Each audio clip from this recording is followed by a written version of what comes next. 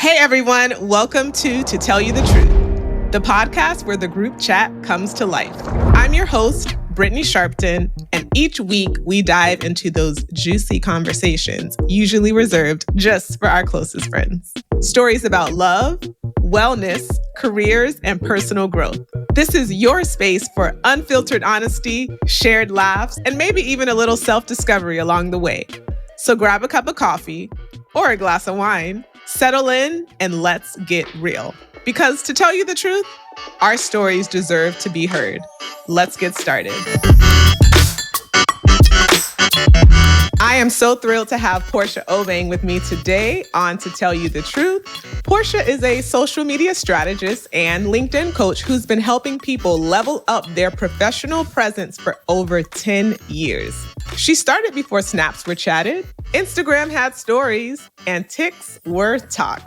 Portia is passionate about helping people, especially Black women, find their power, gain clarity, and make more money. In this discussion, Portia will unmask the truths of building an online presence, the importance of owning your narrative, and how to use platforms like LinkedIn to open doors for career growth. This episode is all about taking control of your digital persona and making sure your LinkedIn game is strong while staying true to yourself in the process. Let's get into it. I am so excited to have the Portia Obeng on to tell you the truth with me today. Portia, welcome. Thank you so much, Brittany, for inviting me. I greatly appreciate it. Of course. And I was talking to Portia prior to us recording saying, I need to find the most colorful personality-ish wall because I will not have Portia up in here with her beautiful brown skin and colors and me not come correct. So here we are. You came correct. It's so wonderful. Thank you. Yes, Thank you. And you know what's so funny?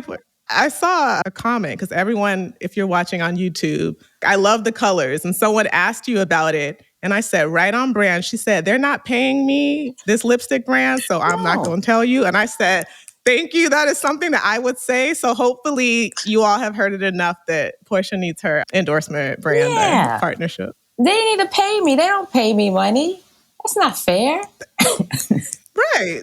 So which kind of leads me into, this is the topic of today's conversation, which I think is so interesting. A lot of other people have always looked at LinkedIn as this dry, super button-up, professional social network. Yeah. But I have learned that I am behind the eight ball and slow, that it's actually, people are leveraging it more and more to make more money, build their personal brand, and you are a social media strategist with a focus on helping women in particular level up their LinkedIn. Yes, thank you. So, Miss Portia, how did you, I know that you just didn't wake up one day and say, hey, I want to be a social media strategist. I'm going to focus on LinkedIn and help these women make more money. So how did you get here? A great question. I actually, when I was an undergrad, I studied marketing. So I learned a lot about how to market products and things. So essentially in my business now, I just market people. And so I got my first social media job way back in the day. Like it was only Facebook, Twitter, which is Twitter at the time, and then YouTube that I was working on. So I knew how to use the internet really well, knew how to use social well. And the main reason why I learned about like why LinkedIn, I shouldn't sleep on it, was when I was laid off from this other job. Actually, that was the job I was laid off of, my first social media job. Those people were terrible people. My goodness. And so they let me go. And I went to the Career Services Center at the place where I graduated. And the woman, Linda, shout out to Linda. Linda was a woman ahead of her time. I will always remember Linda. She was like, all right, let's update your resume. Listen, Linda. Yes, listen, Linda. Exactly. Listen, Linda told me to listen. That's how, she was great. And so she was like, okay, we've got your resume updated. Let's work on your LinkedIn profile. I was like, Linda, why? What am I going to do with this LinkedIn profile? She was like, I recommend that you update your profile and you start connecting with people who are like mutual connections of people you are already connected with, who are working at organizations that might interest you. And so essentially she was telling me to have these informational interviews with people on LinkedIn. And I did this. I was serious about that job search. It was the recession and I paid no attention to the news. So I was like, I'm getting a job. I'm getting a job. I'm getting a job. I just kept telling myself. And it took me like 3 months, but I did get a job. But one of the people whom I connected with on LinkedIn and had the informational interview with ended up having an opening on his team. So he reached back out to me, and that's the role that I got. And so from then I was like, LinkedIn is something that I should probably pay a little bit of attention to. Eventually I started working in my business, started working on resumes and LinkedIn profiles. But then I realized that resumes, there's a lot of people who can help you. But the LinkedIn profiles, I saw that there was more of a gap there. And being that I knew the internet and how to market people, that's when I started to focus solely on LinkedIn. And then, of course, when women make a lot of money, society improves. So that's my focus. Well, I thank Linda for helping to mold and catapult Portia to this lane, which I think is desperately needed. So many people, and there's no shade to this, focus on Facebook, Instagram, the Clock app, TikTok. Very few are leveraging LinkedIn the way that it should be. And what I love that you say is whether people want to admit it or not, everybody has a personal brand. So can you speak to, I think a lot of people think, hey, if I'm working in corporate America, I don't necessarily need to create my own entrepreneurial brand because I'm working for the man over here, versus an entrepreneur or a small business owner may think differently. So can you share why you do need to foster your personal brand and if there is any differences between a 9 to 5, I hate to say 9 to 5 where people get offended, but there's nothing wrong with that. People with these jobs that we know you don't like, I don't like them either. And then there's people who want to do their own thing. So I know I asked about 8 questions in that one thing. So no, I get it. I'm following you. I got it. Okay. Yeah. So I'll first answer about the personal brand, and I call them, your W-2 jobs, that job. I actually learned about personal branding in my first job out of college, which was also a piece of trash. But I am thankful that I had it. I'm thankful that I had it. It was terrible, awful place. But there was a young woman there who, this woman would get promoted like every 6 months. She was always speaking at all the meetings. This was a large retail company. And she was, this woman, I believe her name was Katie. Katie was everywhere. I was like, how? I've been here for a year and I see Katie all the time. Like, what is going on? And now looking back, I'm just like, wow. Like, she positioned herself to be the superstar of her team. So whenever it was time to present or whenever there was a big high profile thing, what she enjoyed doing was talking and speaking. Mm-hmm. So that's the way she positioned herself to have like a strong personal brand as being the face of her team. So regardless if you're an entrepreneur or an intrapreneur, I love when people talk about being an entrepreneur within their company that they work for. Having that strong personal brand when you work for a 9 to 5, a W-2 organization is only going to help you in the long run in terms of your promotions, your visibility, helping you get more money. Also, it's going to help the company want to invest in you more. So if there are any conferences that you want to go to, you can say to your boss, I'm interested in speaking on a panel at this conference about the work that we've been doing. So say there's a new product that you've been working on in AI, and you're like, okay, I want to pitch myself to speak at Afrotech to talk about this particular product. So that's a win-win for you and the company. So you get to go and get yourself out there more and strengthen your speaking skills, strengthen your personal brand. And then the company gets exposure by you going to these events. And if you're somebody who doesn't like to be in the limelight, perfectly fine. You can still strengthen your personal brand as the go-to person who, whenever there is a problem that needs to be troubleshoot, it's like, okay, Brittany is always a person to go to. We need to go to Brittany for that problem. So you can definitely brand yourself in the company, and it's only going to help you in the long run. It also helps the company too. But then versus the entrepreneur, where you need the strong personal brand to help you make money. Right, yeah. Right.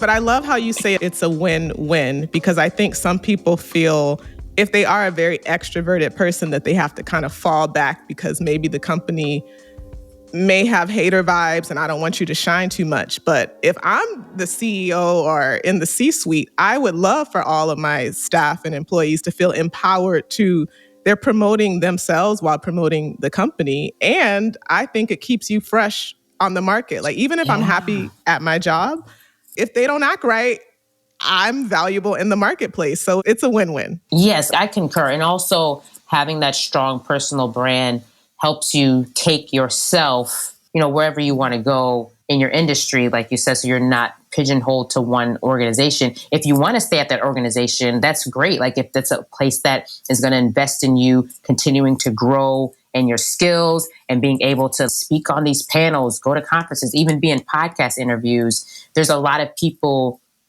who I've seen, like in various industries, be able to build their brands, and the company being like, oh, this is somebody who we should invest in. And there's companies that I have not heard of that I found out about because of the person who had the strong personal brand. That's a good point too. And I'm just curious, Portia, you have such a vibrant personality, this super authentic, like just good energy about you. But all these jobs that were so terrible, we're not going to mention some of these, but did you not like them because your personality is more, I want to do my own thing? Or did they stifle you in terms of you being able to, shine and be the person who you really are? I'm just curious why. That's a great question. I think that's the first time somebody's asked me that. That's a great question. So if you ask my coworkers at any of my jobs, they would tell you I am shy, introvert, and have no life. I can't see that, but I'm going to believe you. Okay. No, because all of those environments that I was in, my brand wasn't able to shine. It was not, for me, I felt like a safe, comfortable environment. I remember one time I was at another job, terrible as well. And I had on, I don't know what color nail polish, but I usually have on a bright nail color. And this woman made a comment. She was like, oh, wow, that's a really bright nail color. I was like, yeah, it is. Okay. Yeah, you like it? Yeah, like, what's the big deal? So from that moment on, I was like, oh, this is a good test for me to go to interviews as I would show up in the organization so that they know what they're getting. So now if I go to an interview, you're getting the nails, you're getting the jewelry, you're getting the full me. Okay, so that makes sense. And I'm hoping that certain company cultures are beginning to realize that you need to take people as they are. If you have that talent and that skill set, but you're going to shy people away because you got to wear your hair a certain way, or the nail color is this or that. I mean, it's so superficial and silly, in my little humble opinion. But no, I completely agree. And it's really wild because you see that there's a lot of different entrepreneurs who will talk about how undervalued they were in the organizations where they worked. And now they're multi-million-dollar business owners. And it's so sad because it's like a company, like you had somebody who had the ability to make $1 million, which is not easy. $1 million was working in your company, and you decided to not leverage that person's talent and skill set. Come on, companies. Come on.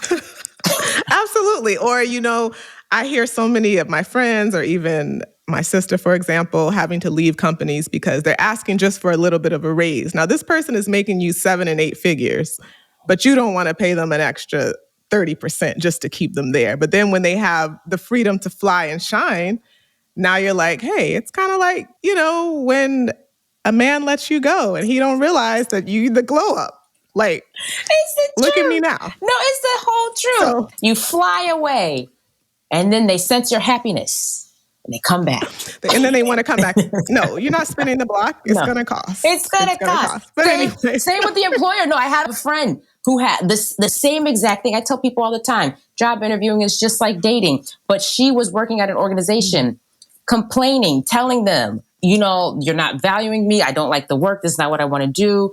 I think they really thought she was going to stay. But when I tell you somebody who's got a strong personal brand, I said, girl, there could be 3 jobs left and you're going to get one of those jobs, because she's really positioned herself as the person who knows this, subject matter really well. So when she got Mm-hmm. the new job and she told them, they were like, oh no, we'll give you a raise. We'll do this. We'll change your team. She was like, I told y'all. Right. You thought I called your bluff, or they called her bluff, and hey, you missed the boat. The next one, don't do this. Don't do So, okay, for someone listening and they're like, you know what? I definitely need your services. I have not updated my LinkedIn since I got this new job, and I just, put a title and some bullet points. Like, what's the Monkey Notes version of the process if someone like needs some help? How do you attack this? Oh, yes. So when somebody reaches out to me, I have them schedule a consultation with me after they book. And during that time, I just want the person to talk about some of the challenges that they're facing, whether they're looking for a new role or they're trying to get more exposure for their business. Typically, the women who come to me who are professionals are mid-career. They're looking for a promotion either internally or externally, and they know the importance of having a strong personal brand.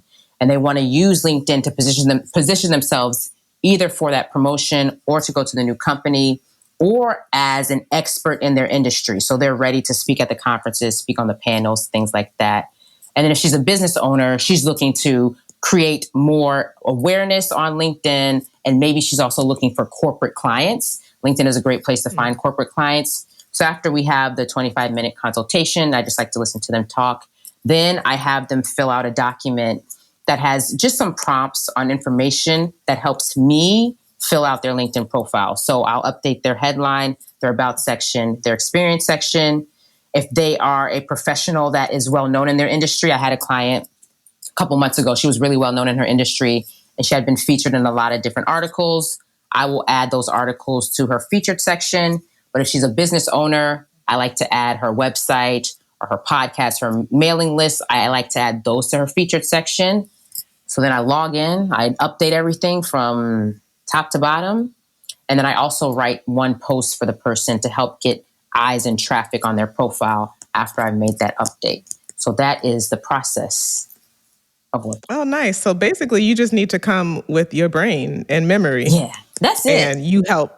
Cool. That Yeah. takes off pressure. Because I feel like even as long as I've been in corporate America or entrepreneurship, small business ownership, I still am admittedly, and kind of ashamed to say, intimidated by LinkedIn. Yes. Even when I log in, Yeah. just the vibe is different. Like I don't even write the same sort of comments that I would say in Instagram. I'm just like, the punctuation's all there. I'm just like, who's watching me? And I'm thinking, these are the same people who are at the lounges and the bars, or, they're just like you. But for some reason, there's just this energy that like, I can't be my authentic self, which is counterintuitive. So I'm happy that more conversations like this are happening and people are learning that, within reason, there's no need to not present as you authentically are just because it's professional LinkedIn. Absolutely. Absolutely.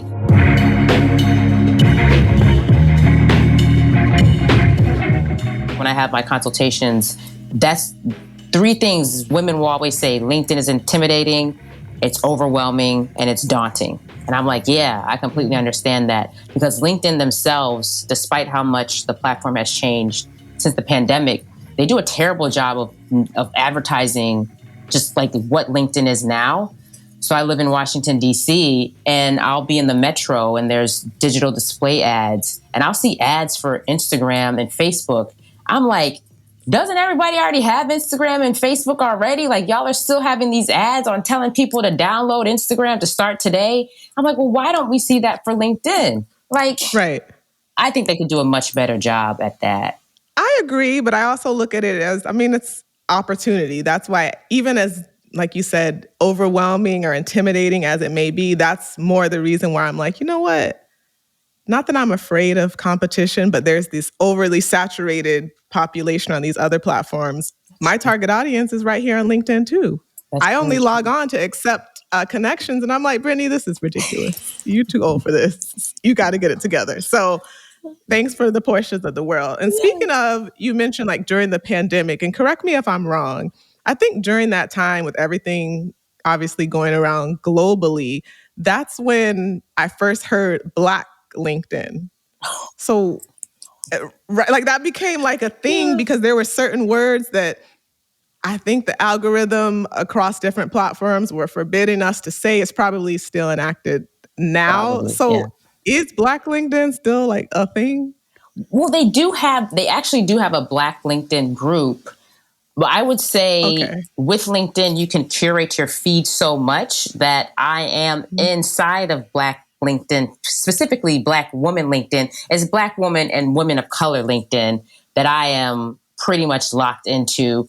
There are people who also do the same work as me, who have tons of followers, never heard of them. Like somebody will send me the person, it'll be like either a white woman or a white man. I'll be like, never heard of this person. However, I do know Cassie. She can help you with your resume. Like she can do it. She can do a training for you. Because in the world of, I didn't even know that there was like a Black women. See, I'm writing this down. Yeah. LinkedIn group, and you can curate your feed to kind of, I don't want to see Tyler today. I may just want to see Tyrone. Well, yes. Am I wrong? You can do that, but it's not like an official group, but it's just the content that you interact with. But I do think there is an official LinkedIn group called Black LinkedIn. I believe so. I believe there's that official group. Okay. But then there's also like Black and Learning and Development. There's lots of Blacks on LinkedIn. Lots of Blacks. I'm glad that we're there. I'm glad that we're there, but we need these companies to either hire. There's lots of us that, like Portia said, we're here, so you hire us, book us for conferences. Yeah. Give us the same venture capital opportunities. Yeah. The talent is there. It's so annoying when I read these articles or hear people saying, oh yeah, we want to hire this and that person, but we can't find you. We're here. Absolutely. So Portia, in your work or just in your experience, I remember I was listening to an interview and you said, it was so funny, you sometimes give unsolicited advice, which I love. I mean, I love any opportunity for personal improvement. What would you say are like the top 3 things you notice for profiles that can be improved, and maybe the top 3 myths about LinkedIn that you hope to debunk and get some truth shed on those? Yeah, that's a great question. So the top 3 things that I think people struggle with on LinkedIn is not knowing what to include in their headline. So your LinkedIn headline, that's that top part of your profile where most people will just have their current or most recent job title as the only thing in there. But what really hurts people is that because LinkedIn is a keyword-driven platform, it's like its own mini version of Google, where the more keywords you have from your industry, the higher probability your profile has of showing up in the search results. So when people are looking for a job, they'll have words in their LinkedIn headline that say something like seeking opportunities or open to work, but you're wasting characters that you can use for keywords from your industry. So rather than seeking opportunities, you can do expert in financial projections or financial forecasting. So that's going to be better for you to include those keywords in your headline, other than words like seeking opportunities, looking for work, actively searching. I would remove all of those and instead focus on the keywords in there. So that's number 1. Number 2 is not having a profile photo that is authentic to themselves. A lot of people will connect with me and either they won't have a profile photo or they'll have one that is like one woman connected with me. Half her face was covered up like it was Aaliyah. I said, girl, what is going on? You can't. I was like, what are you doing? It's like, but I understand that people think that like, oh, if I, don't show up as my authentic self, then I'll get more companies who are attracted to me. And it's like, well, if a company's not going to accept you for who you are, you should probably not consider them. So that's the second thing. And the third thing is sending connection requests. And I understand that LinkedIn has changed how many messages you can send now with a connection request if you have LinkedIn Basic versus LinkedIn Premium. But even so, like after you send the person a connection request, if they accept it and they don't send you a message back, send them a message and be like, hello, how are you? I work in this industry. I'm just looking to connect with other people in this industry so that you can have more meaningful connections with people. So those are the three things that I see people struggle with. I mean, there's tons of things, but those three things. And then in terms of the myths about LinkedIn, I think another myth is that you can't be your authentic self. I would recommend, please be your authentic self so that you attract the people who like you for you. Also, that LinkedIn is only your resume online. People say that all the time. They're like, oh, it's just my resume online. I will say a lot of people's resumes are not that great to begin with because they're not doing the work. The shade. Yeah. I mean, the thing is, like, a lot of people will just list the job, like the job responsibilities in their resume. And I'm like, well, what did you do? You know, like, what was the outcome? So with your resume, you only get so many pages to do that. But with LinkedIn, you get 2,000 characters per job role. So if you worked, in one role as a financial analyst, you can use 2,000 characters to say, operated financial projecting for a company that had 300 million in revenue, optimize the process by reducing the time it takes to run 3 reports by 10%. Like, tell people about what you did rather than listing the responsibilities. That's myth number 2. I say myth number 3 is that, you have to connect with only people you know. That's another thing people think. You only have to connect with people you know, but that defeats the purpose of networking. You want to get out there and connect with people you don't know. One, I am thoroughly impressed that you remembered my long-ass question. You answered so... Portia, she be on it. So thank you for giving me the 3 top things that people struggle with and the 3 myths. So I was curious, your candid feedback and opinion. I have heard, not that I have tried, but I'm open to this. People have said that LinkedIn has slowly but surely turned into somewhat of a dating app, people sliding in, connecting with people that they don't know, to your point, but not for the purposes of trying to meet someone else in their industry because you need a new job or you want to speak, but they looking for a ring. And the other way around. So yes, what have you seen in that vein, and what are your candid thoughts on people doing that? You are correct. They're looking for a ring or a fling. Some of them are very unserious, but that is neither here nor there. So but okay, unserious. so very. But so with LinkedIn, what's very interesting, I was listening to a podcast, and it was a dating podcast, and a woman who's a matchmaker, she says she uses LinkedIn as her top way to find matches for her clients. I mean, it makes a lot of sense because it's a lot harder to scam on LinkedIn than it is on other accounts, right? Because if you don't have that job, it's very easy for them to find out that you don't have that job, right? So she said she uses that to find a lot of people for her clients. And I was like, that makes a lot of sense. So in terms of sliding into people's DMs just to ask them out, that's your personal preference if that's what you want to do. I probably would not recommend doing that. What I have heard is of people who have connected on LinkedIn, started conversations just like in a professional way, and then realized, this person is cool. I may want to get to know them. In fact, for me, 2 of my business besties, my closest business besties, I actually met them on LinkedIn, and I just saw them. One of them lives in New York. One of them lives in Atlanta. I live in DC. I just saw them a couple weeks ago. So nice. Yeah, like you can meet people where it develops, from an organic conversation into something more if you want to have that. Like, there's a couple people I know on LinkedIn who have actually met their significant others through connecting on LinkedIn like that. But there's a lot of just straight up men just being like, hey, and it's like, well, sir, no.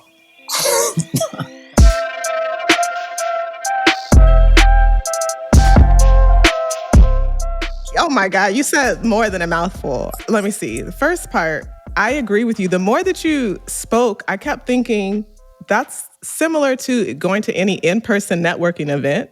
You may go for the intention to connect professionally, but you may come across someone unexpectedly and it takes a different turn, and there's nothing wrong with that. Yeah. Or like you said, you can meet friends and actually connect in real life, because my guard is definitely not as high if I get a request from a woman than a man that I have 0 mutual connections with. Because that's another thing, and I don't know if this is the right mature way I look. I'm like, okay, if we don't have any mutual connections, I was nowhere in this city, where did you find me? I'm more likely to say, okay, there's at least 3 degrees of separation at this big old age that may be And like you said before, and I need to do a better job at this, I typically do not write. I think there's an option when you press connect if you want to send like an accompanying message. I guess I don't, but that's probably something better to do if you don't know the person, right? Is it a little creepy or? No, yeah, if you don't know the person, it does help to send us just a short, brief note. But that, again, it used to be when you had LinkedIn Basic, you could send those short, brief notes. There was no, well, the limit was really like 200 a week, but they changed it now where you only get about 20 a month because they want more people to use LinkedIn Premium. So if you have LinkedIn Premium, again, you can send like 200 a week and include that note. But if you have LinkedIn Basic, I would say you would want to be strategic about those people whom you include those notes when you are sending the connection request. It does help because I get a lot of connection requests on LinkedIn. So I scroll through the ones where somebody has included a note and I'm like, oh, this is easy for me to respond to. Okay. And I'm glad you mentioned that because I accidentally one year, I think they offer LinkedIn Premium. I did the trial. I forgot to cancel. And I'm like, wow, I have this big old charge. Which I can see the benefit, but can you expound a little bit more in terms of what is the main difference between basic sounds so terrible, but I know. Basic. I was like, damn, okay, there's a basic and premium. And who would that benefit unless we all need to just suck it up and pay for the premium? Yeah. Besides stalking people and knowing who's come on my account. Like that to me was the biggest value proposition, but that's neither here nor there. Yeah, no, I tell people all the time, if you are in the midst of a job search, you need a job search strategy and you should do the free trial of LinkedIn Premium for 1 month in your job search strategy. It's like a 5-pronged strategy where you're going to be using LinkedIn to send people connection requests and include notes so that you can have informational interviews with people who are working in industries that interest you or companies that interest you. So this is also why I tell people you need to have like some type of project planner or Excel sheet or something with your job search strategy so you can keep track of who you're sending those messages to. So having LinkedIn Premium is going to help you be able to send more messages. So that's one part of your job search strategy. And there's other parts, like you want to be networking, you want to be meeting people, things like that. But if you are in the midst of a job search, that's the main thing that LinkedIn Premium is going to be helpful for. Also, know that when you see job postings on LinkedIn and it says, oh, there's like 1,000 applicants in one day, know that the actual rate of people completing every single step in the process to submit their application is not 1,000 people. They say it drops down a lot. So if there is a role that you really see and it's like, oh, you can see the stats from LinkedIn Premium, like, oh, this many people applied and I'm at this level of like the job aligning with my skill set. If it's something you really like, you have transferable skills, you know, you can pitch yourself for this role, go ahead and apply for it and do every single step. Because a lot of people do easy apply, but then you got to go to the website and submit your resume, submit your cover letter, do all the things. A lot of people don't go through that process. So you can do that. So LinkedIn Premium is good for, in terms of professionals, that's what it's good for. I would say do the 1 month trial. Really be serious about your job search and that 1 month trial. As a business owner, LinkedIn Premium is really helpful for me in terms of connecting with people who could be potential clients, especially corporate clients. I can send them a quick note. And then also, I have found with LinkedIn Premium, I get a little bit of a boost in the reach for my content. So I found that to be helpful for LinkedIn Premium. And then also for my line of work particular, I have to be like doing a lot of searches on LinkedIn. If you have LinkedIn Basic, they'll limit some of your searches. So that's helpful as a business owner. Okay. So it sounds like if I did a cost benefit analysis, LinkedIn Premium wins in both scenarios, whether you're right? If you're looking for a job, I would do the free trial and then cancel it after. I would do and make sure you calendar when to cancel. Yeah, set the calendar reminder, something like that. I'd recommend doing that. And for like the business owner, it's either you can or you can't. It's really, if you think about the things in your business that are going to help you the most, like if you see the benefit of connecting with a lot of corporate clients or something like that as a business owner on LinkedIn, perhaps it's worth the investment. But if you had to decide between LinkedIn Premium in an email service provider like ConvertKit or MailChimp, go with the email service provider, please. Okay. Hopefully people can have it all, but we can't. So you got to pick and choose. Yes.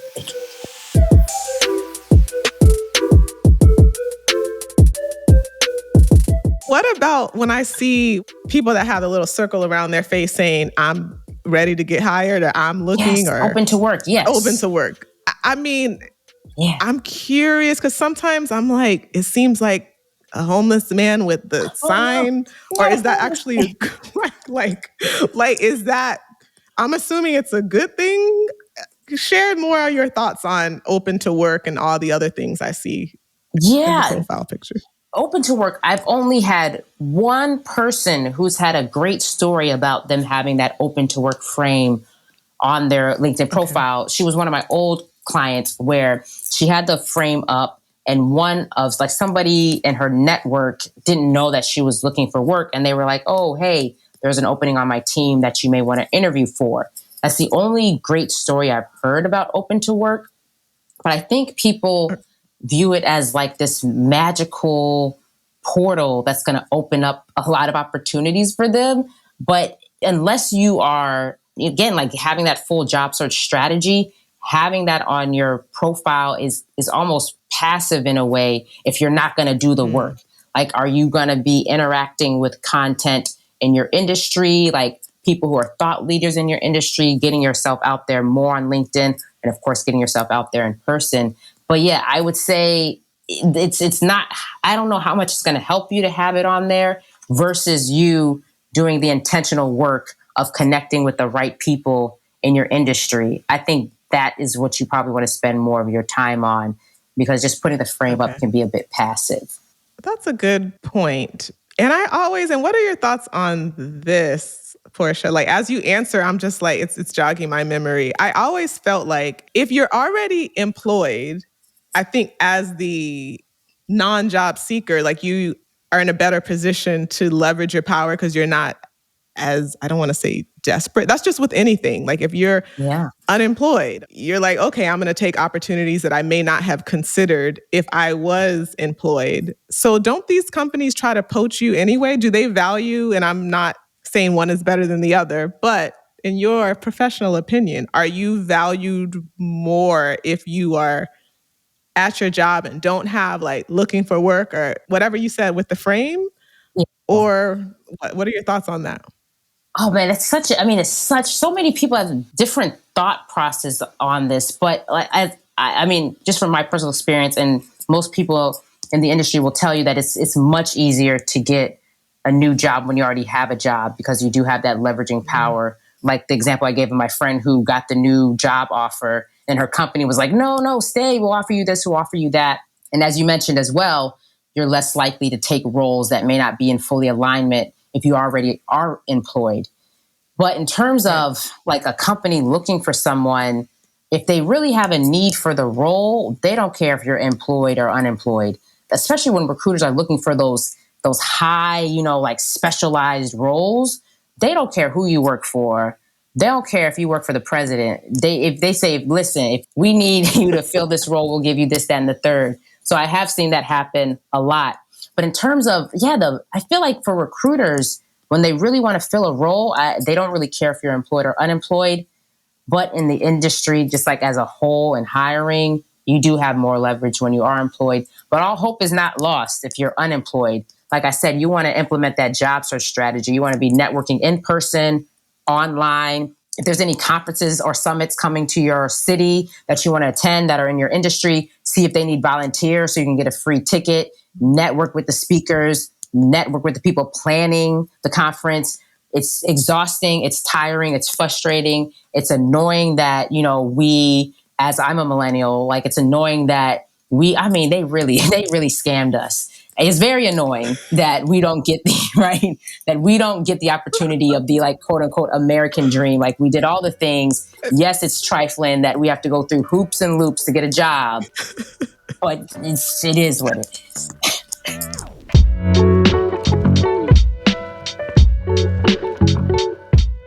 I'm so happy, and it's so refreshingly real, because I think a lot of people believe that in this age of technology and AI, which is wonderful, does not replace human interaction.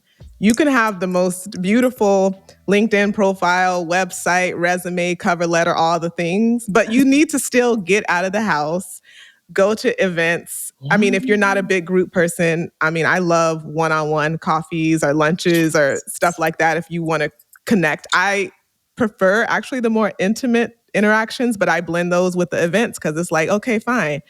I need to be skinning and grinning a little bit phony today, but it's just a part of, I didn't win the Powerball. So that's what I got to do for business development and to just be relevant in the space. So you cannot just strictly rely on the internet and think that things are going to work out for you, whether you're a business owner, solopreneur, or working in the C-suite. So absolutely. Absolutely. And the coffees, I don't think people do not leverage the coffees enough, because you could have a coffee with one person or just like a lunch with one person. And at the end of it, be like, oh, is there anybody else in your network who you recommend that I meet with? And if the conversation goes well, they'll be like, oh, yeah, like you should definitely meet with Shannon. Like she can really help you. Let me connect y'all right now. And then you keep going.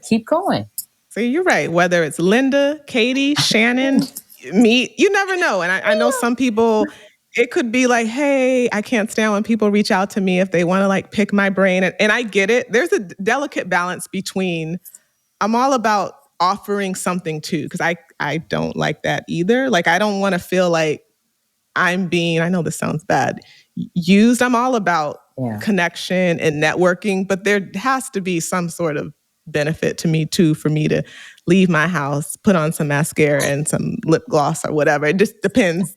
Put some clothes on to go and meet with you and vice versa. So that's just the reality.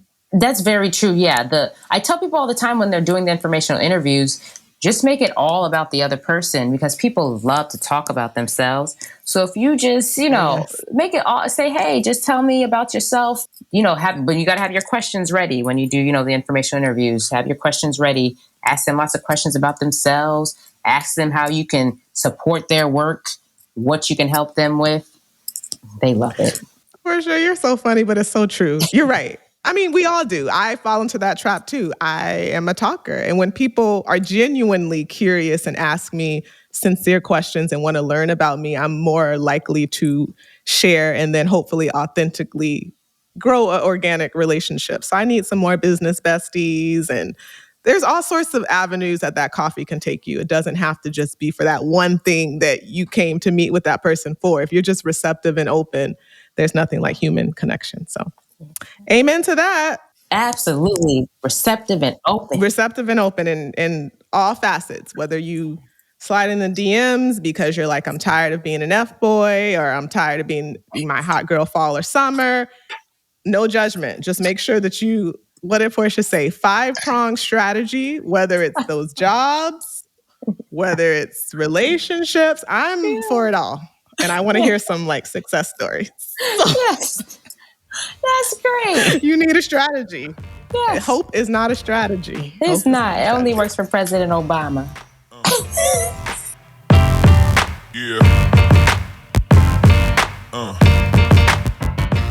Portia, I want to ask you some non-LinkedIn questions. Oh, yes. What's a misconception about you? Everyone sees you thriving. You just this bright light. Like, I just see you being this lifestyle influencer, having your own show. So when people meet you, I'm curious, what's the biggest misconception about you that you want to straighten out? Oh, I think people think I love the internet. Yeah, I mean, I can see that. I do not. It's very sad. I'm not a scroller. I'm not a consumer of content, really. I post and then I'm pretty much done. Or if I need to engage on LinkedIn, I'll set a timer, do what I need to do. I'll leave. I do post on TikTok. I do not like being on there. My For You page on TikTok is literal trash because they don't know what to feed me. The algorithm does not know what to do with me. I get on there. I say, this is terrible.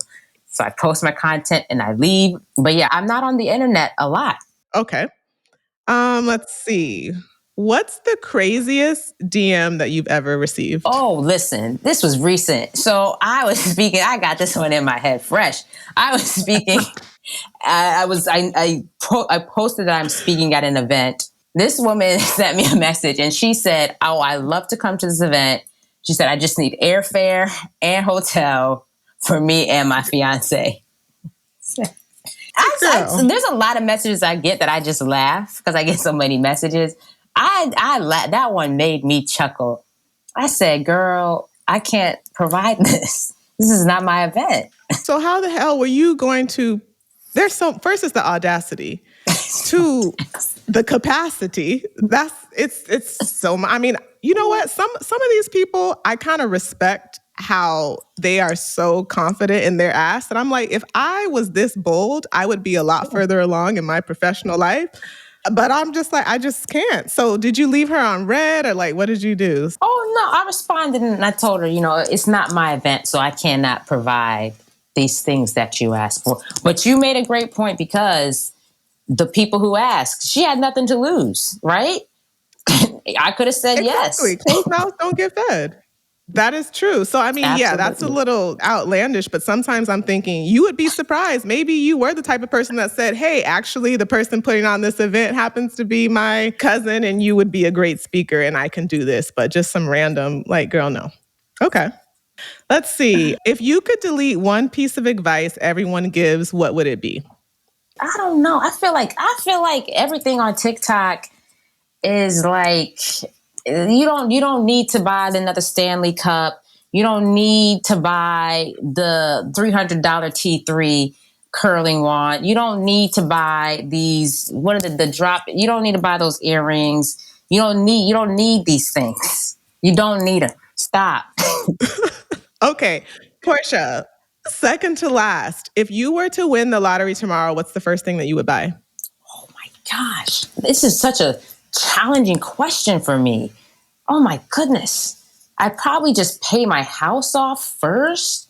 But like, one of my dreams is just to give away a lot of money to kids who want to go to HBCUs. So, oh man, I would pay off the house, but then I'd probably start the process of figuring out how I could create a fund that no white man can try and come and sue me for. I'd hire the best people to create this fund for myself, so that the kids who want to go to the HBCUs, they can just go and get the money from the fund and they can go to school. I love it, because you're right. I know I'm getting off on a tangent and this is getting long, but when I read all this stuff about people trying to shut down these different funds and the DEI, I'm like, why does it make y'all so mad that we have this tiny bit of pool of resources, but we can't even have that? Yeah. It's insane. So I hope you win the lottery and get this pool to help fund education and do all these things. Probably going to come out with the lipstick line. See you on Shark Tank. You don't need Shark Tank. You won the lottery. Never mind. Yes. So there's that. Yes, I love that. I have all these visions and dreams for Portia. Like, I invited her. She's been a phenomenal guest to talk about LinkedIn, but I continue to push her to something completely different. But in the interim, I receive it. Let's focus on that. Yes. And last but not least, Portia, how can people get in contact with you? I know it seems obvious. You're like, girl, what have we been talking about for the last 57 minutes? But I'm going to, for the sake of formality, Portia, how can people get in contact with you? Oh, thank you. No, you got to repeat things about 12 times for people to hear. So I appreciate you asking again. So, of course, you can connect with me on LinkedIn, Portia Obeng on LinkedIn. Send me a connection request, because there's a difference between following somebody on LinkedIn and connecting with them on LinkedIn. If you follow them, you literally just follow their content. But if you connect with them, you can send them messages. So please send me a connection request. And I'm also on TikTok at Portia O. I post lots of unsolicited advice about LinkedIn and your career and job searching, job interviewing, all those things. I share that on TikTok. And then, of course, you can visit my website, portiaobeng.com. And I'm excited to help you, whether you want it or not. Thank you so much, Portia. This conversation has been amazing. I keep thinking, like, I want a part 2 or 3. There's so much that we can talk about and all these different tangents I wanted to go off on, but I said, I'm looking on the right-hand lower corner. She got stuff to do, clients to tend to, money to be made. So I appreciate you taking time and talking with us. This was amazing. Thank you so much for having me. I really appreciate it. Thank you. Thank you for tuning in to Tell You the Truth. If you connected with today's conversation, please share, subscribe, rate, and review. It helps us grow this incredible Truth Tribe community. You can find us wherever you listen to podcasts and follow on social media for the latest updates. Until next time, keep it real and keep showing up for yourself.